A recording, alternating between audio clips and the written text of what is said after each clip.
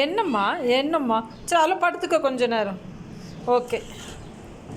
அங்கேருந்து கொஞ்சம் குளிர்ந்த காற்று வருதா டோருக்கு அடியிலேருந்து.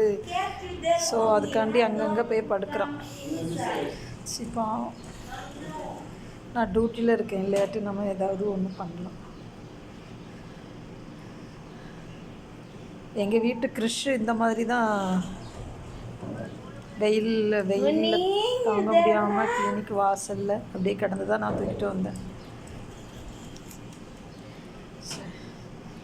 Can you give some water? Huh? Water. This one? Just put it outside. Bening, come now, come. Meow. Bening, குட்டி Bening. குட்டி,